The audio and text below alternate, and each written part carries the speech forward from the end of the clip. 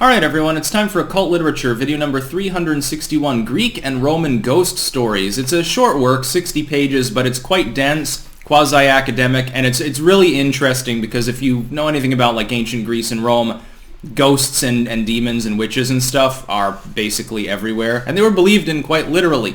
Link in the description to my edition of this work on Amazon. Second and third links to my books blogs. Keep in mind that there are many other editions that are available on those blogs as well. There is some material on Greece and Rome. Actually, the one that's uploading right now is on Greek and Roman medicine. And by the way, the cat's getting kind of spicy. Yeah, please don't do that. Thanks, kitty. I need my hand back.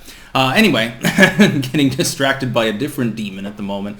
Part of this is fiction, and part of this is non-fiction. Like some of it's historical accounts, like Pliny or someone talking about an individual being possessed, etc.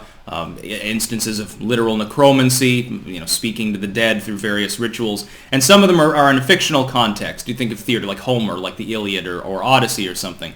It's very, very interesting to note the overlapping massive similarity between the kinds of stories that you get in their fictional and the non-fictional accounts. There's one particular story in here. There's a little bit on the bizarre side. It has to do with actually Nero. Now, Nero is generally known as the great persecutor of Christians and philosophers, and being kind of a wackadoodle. And allegedly, I think he was the one that had his dead mother encased in honey to preserve her, and would go and talk to her at night, and fiddling while Rome burned, and did weird shit. Some of that might be not true. It might be hyperbolic.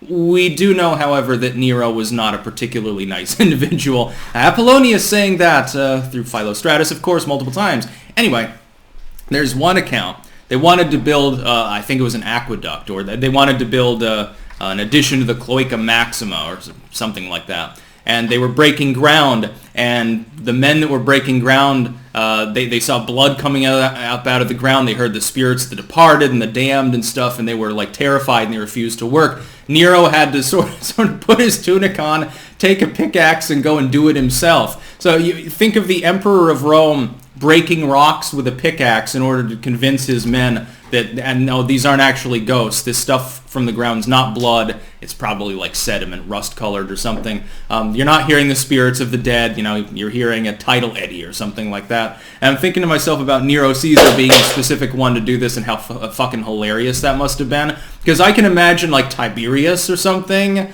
or Constantine being willing to do that. But no, it's Nero, the person who's considered totally highbrow and often butcherous and insane. Very strange stories all around, though.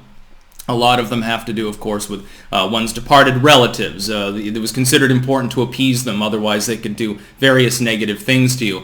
Great collection. Again, it's rather short, but it's quite dense as well. And if you like the historical side of things, a lot of it does come from history. There are several other tales that mention just Nero in this particular work, which I find fascinating. Again, link in the description of my edition of this work on Amazon. Second and third links to my books blogs. There's a great deal of other academic material available, although some of this covers fictional accounts more than anything truly academic. That's about all. Peace out.